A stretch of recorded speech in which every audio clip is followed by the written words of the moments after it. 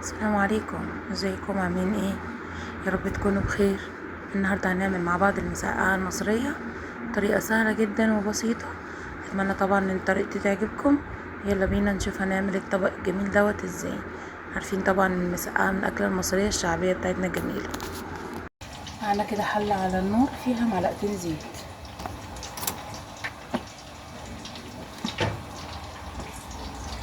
معانا نص معلقه توم،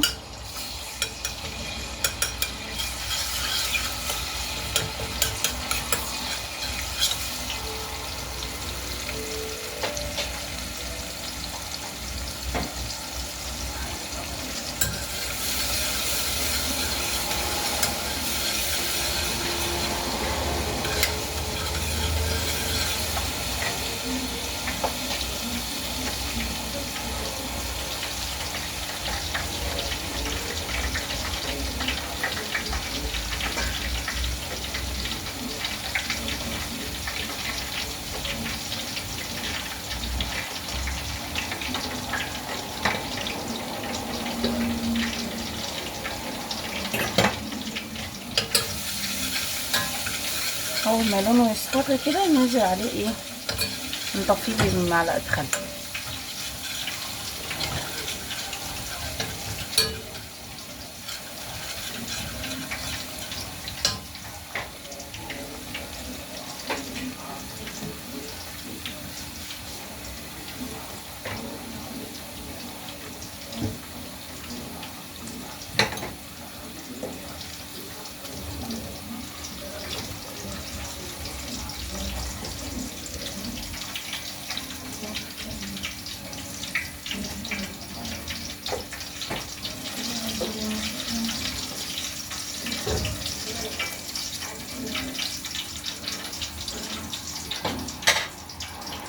احط بقى كده معلقه الخل.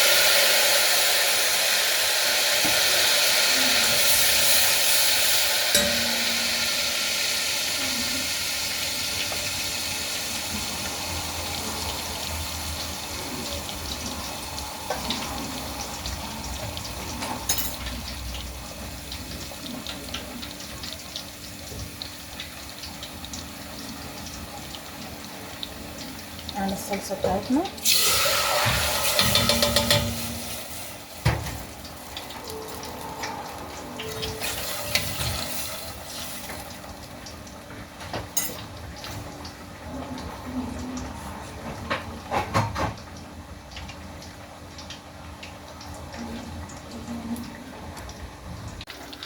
نغطيها بقى ونسيبها ايه تتسبك.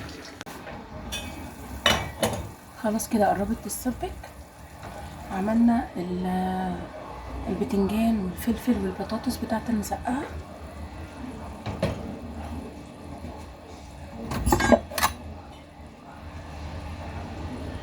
هننزل بيهم بقى هنا.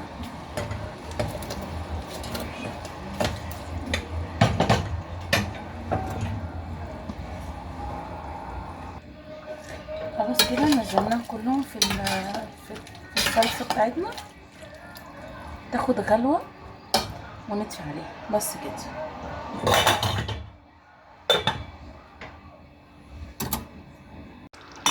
خلاص كده نطفي عليها، استوت خلاص معايا.